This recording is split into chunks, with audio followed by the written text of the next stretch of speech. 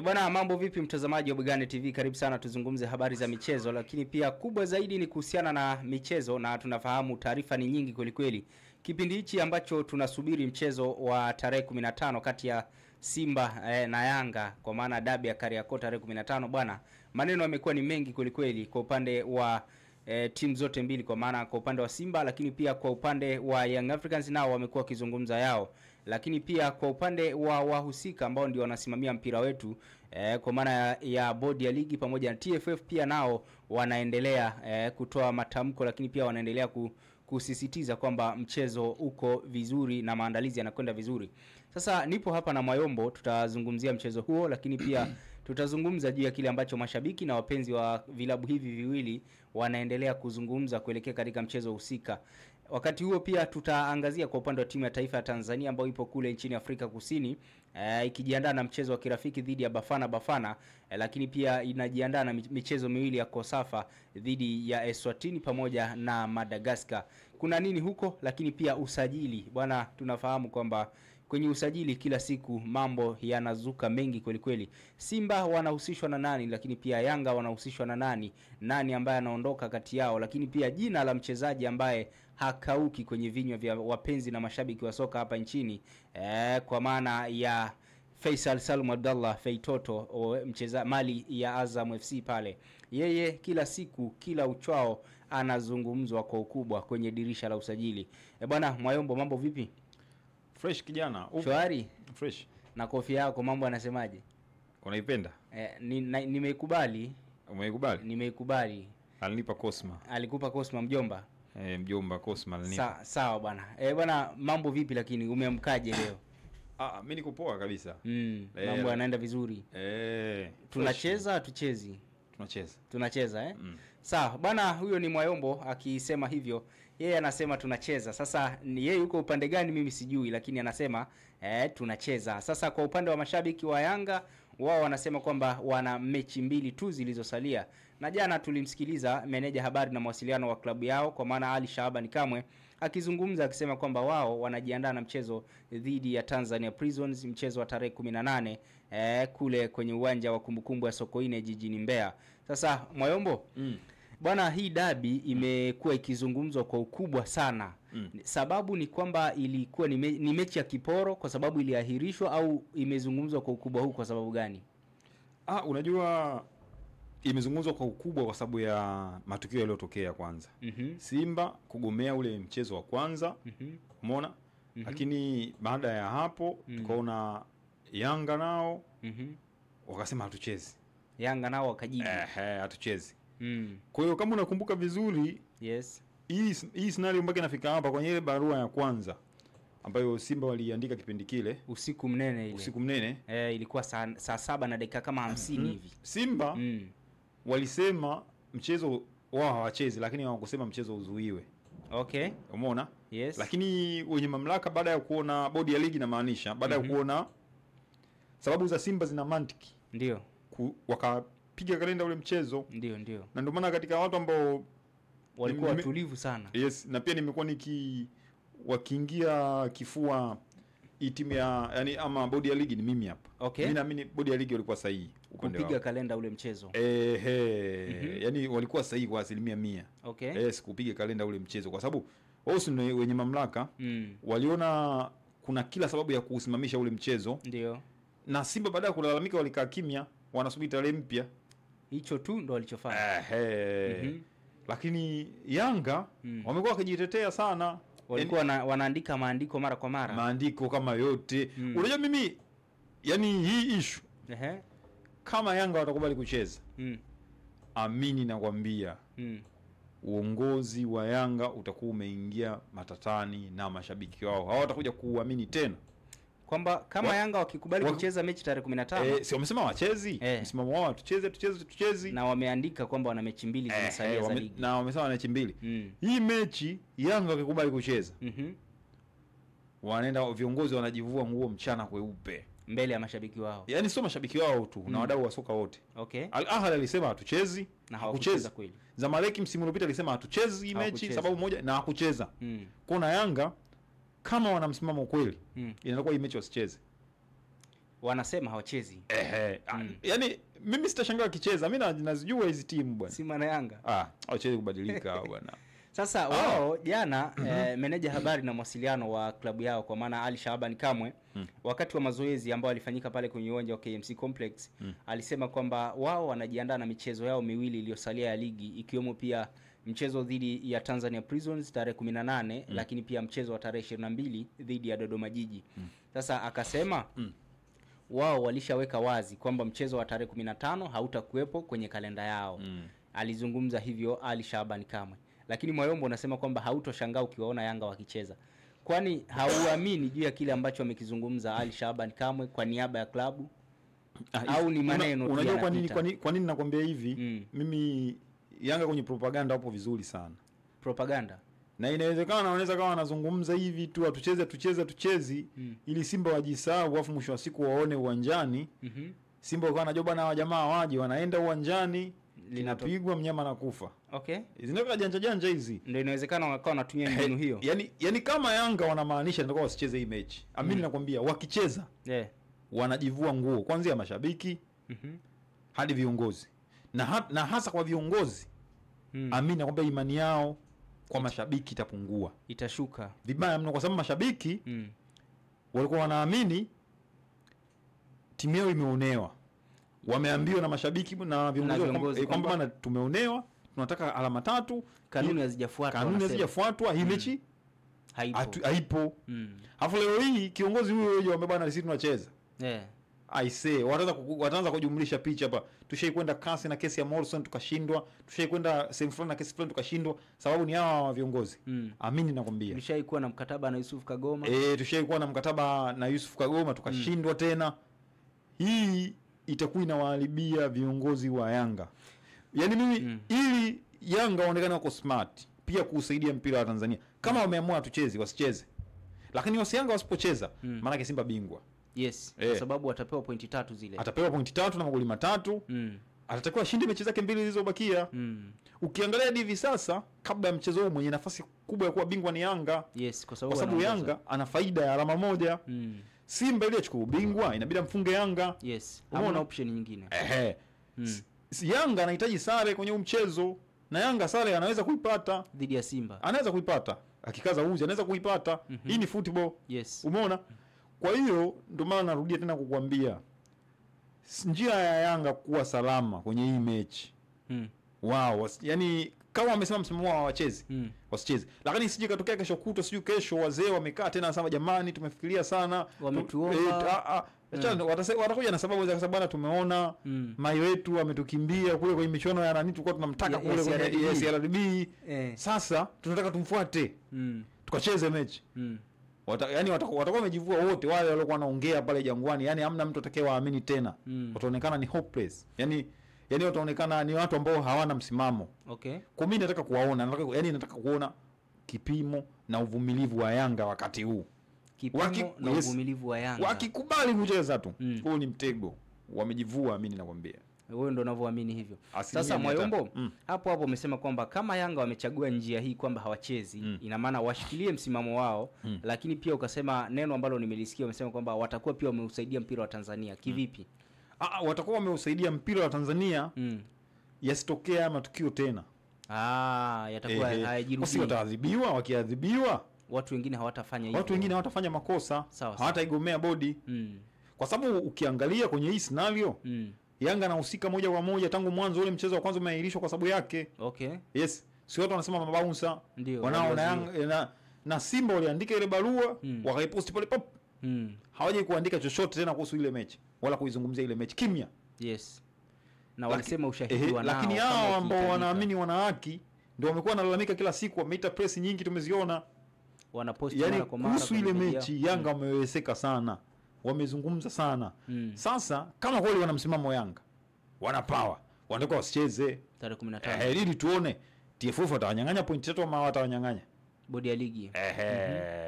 Ndio jambo ambalo tunatakiwa kulishuhudia. Amini nakwambia. Msimamo, yani ukiwa waonyeshe msimamo wana sisi.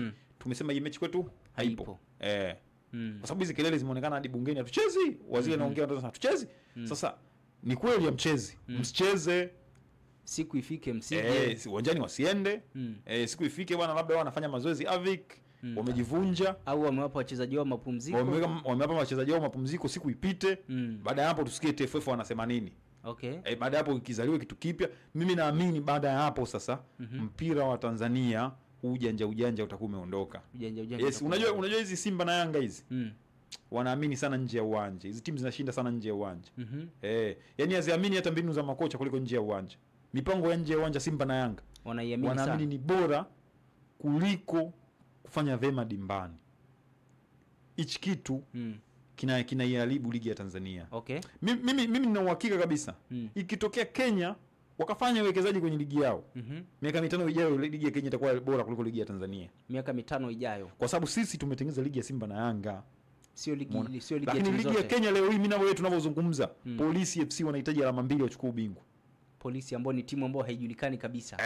Polisi FC inaitwa imefanya uwekezaji, imeshindana, kina Gor Mahia wamepoteana, wale pale. Wana alama, wanahitaji alama 2 tu. Wanakuwa mabingwa wa Kenya msimu huu. Umeona?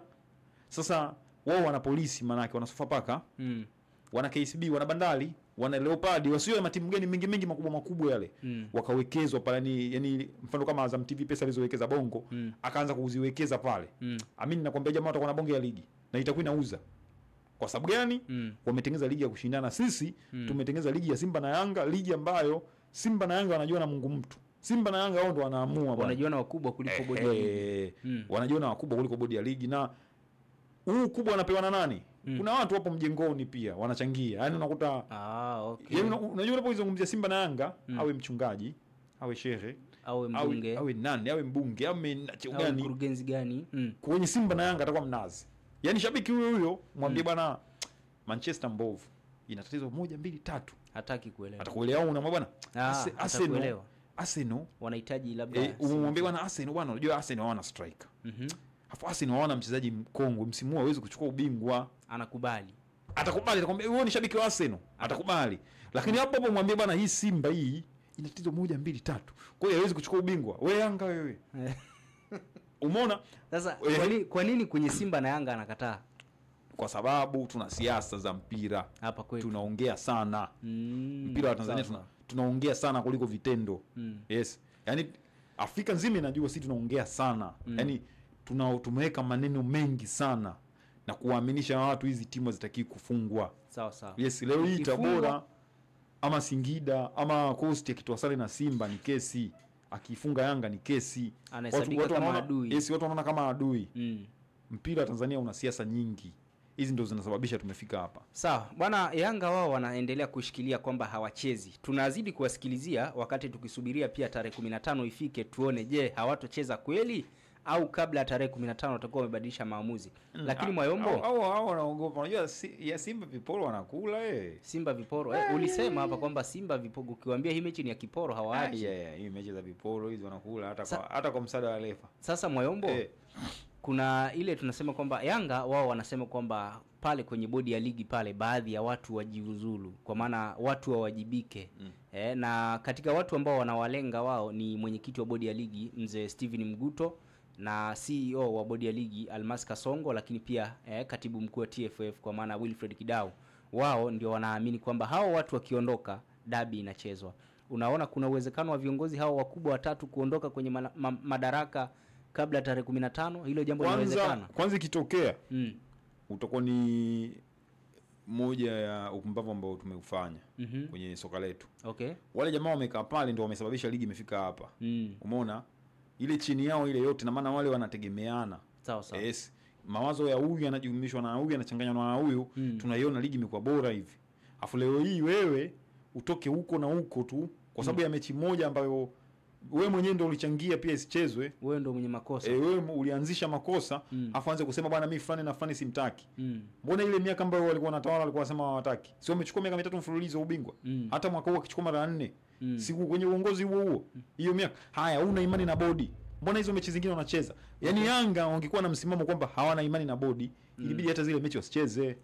Kwamba zile mechi zile yaani baada ya ile mechi kuahirishwa, wangegoma kucheza mechi zote mpaka watu waondoke. Mpaka watu waondoke. Sasa mbona wanacheza? Okay. Michuano ambayo wameenda finali ya CRDB sipo chini ya TFF. Ndio. Na bodi hiyo hiyo. Mbona wanacheza? Okay. Yaani itakuwa ni mambo ambayo hayaeleweki. Mambo yatakuwa mambo ya kitoto hayo. Okay. Ambayo tunafanya kwenye mpira wa Tanzania. Ni kuamini tu bwana, sisi ni timu kubwa na ndio maana tutaendelea kuwa wasindikizaji sana kwenye michuano ya kimataifa. Of course mimi wanapiga story na maagent wengi sana. Wananiambia nyinyi Tanzania mpira wenu na siasa nyingi sana. Yaani mpira mko vizuri. Ila mna siasa za Simba na Yanga ambazo hazitawasaidia kwa chochote. Yaani ni watu wa nje hao wanakuambia. Kwa level ambayo mpira wetu umefika saa hizi, ilibidi ule Simba na Yanga tuweke pembeni, tu focus.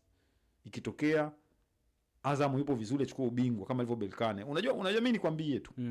Ni ngumu sana Azam kuchukua mpira wa Tanzania kwa sababu ya Simba na Yanga.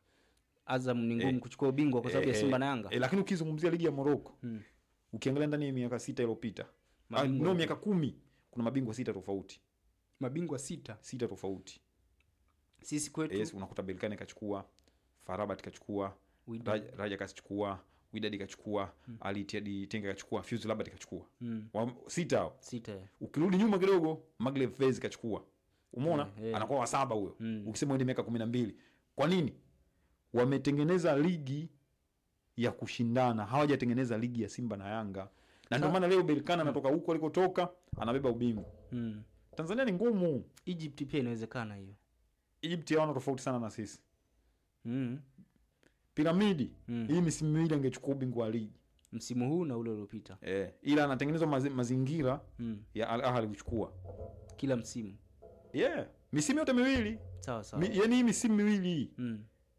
Piramidi kombe lilikuwa lake. Mfululizo. Lakini Al Ahly amechukua. Napo pale kuna siasa fulani hivi japokuwa hawajaiweka wazi. Of course pale unaweza kuona mfano kama msimu huu Piramidi amekuja kupotea mwenyewe mwishoni, mechi mbili amekuja kupotea. Amefungwa mechi mbili zile. Lakini bado yale mazingira pale ni magumu kidogo. Naamini kwa sababu amechukua ubingwa wa Afrika sasa hizi. Hata ndani pale wataona aibu. Wataona yaani timu inachukua ubingwa wa Afrika inashindwa kuchukua ligi. Wataona aibu. Watawaacha yani ubingwa naamini watachukua. Sawa sawa. Lakini hawana tofauti na sisi. Ligi ambazo zipo waziwazi sana Afrika. Ukijipanga wanachukua ubingwa. Kuna Afrika Kusini. Kuna Morocco wenyewe. Morocco, kuna Algeria. Ligi ya Algeria hata mimi na wewe leo yani wewe una simu hapo. Hebu anza kupitia mabingwa wa Algeria kuanzia 2016 hadi leo. Hakuna aliyejirudia. Utakuta kuna Constantine, CR Belouizdad alichukua mfululizo, kuna JS Kabylie utakuta hapo, MC Alger, Usma, kuna timu kibao hapo. Wametengeneza ligi, yani ligi ambayo yani wewe ukitengeneza katimu kako ukiwa vizuri unaondoka na ubingwa. Unachukua ubingwa. Sawa, sasa Mwayombo. Hii unasema kwamba sisi tumetengeneza ile ligi ya Simba na Yanga. Kwa sababu pia kuna watu wakubwa ambao wako nyuma hizi timu ambazo ukiigusa tu unaambiwa wewe Yanga au wewe Simba. Unadhani hiyo inaweza kawa pia inachangia kwa kiasi kikubwa mechi hii kuzungumzwa kwa ukubwa kiasi hichi? Lakini kitu ambacho kimesababisha mechi izungumzwe sana ni hii scenario ya kusema Yanga wanasema hawachezi. Okay. Hii ndio imesababisha mechi trend. Sawa sawa. Kwa sababu mjadala tangu mwezi wa 4 unazungumzwa hadi leo. Umeona? Na wasipocheza utaendelea hadi msimu ujao. Kuelekea chani. Itakuwa ni story ambayo itaendelea kwa sababu wasipocheza si lazima kuna adhabu itatoka. Hiyo adhabu itajadiliwa mwaka mzima. Miaka na miaka. Mwaka mzima. Yani mwisho wa siku mpaka msimu utabadilika. Baada ya hapo ndio stories zitaanza zingine. Hii kwa sababu ni mazingira tu ambayo tumeyatengeneza sisi kama Watanzania na pia ni mazingira sio mazuri kwa mpira wetu. Yanga wanasema kwamba kanuni hazikufuatwa. Na ikitokea hawatoenda ina maana kanuni hizo ambazo Yanga wanaamini kwamba hazikufuatwa ndizo ambazo zitatumika kuwapa adhabu kama wasipoenda. Kwa upande wako una maoni gani juu ya hilo? Mimi natamani kuona Yanga waende wakacheze. Unatamani kuona mechi ikichezwa? Natamani kuona mechi ikichezwa. Lakini vile vile nataka kuona msimamo wa Yanga. Uone wanayumbishwa au wapo serious. Ndio maana nimekwambia hivi, narudia tena. Yaani usmart wa Yanga unakuja kuonekana kwenye tukio hili. Wameshatangaza miezi miwili sijui hawachezi. Wakienda kucheza watagombana na wadau. Yaani pale Jangwani pale watagombana na wadau wao. Hata mimi sasa yale maneno aliyosema Manara kipindi kile nitayaamini. Maneno ya Manara. Unajua nilikuwa sijayaamini. Ulikuwa hujaamini. Lakini sasa hizi nitaenda kuyaamini kwa asilimia 100. Amini nakwambia.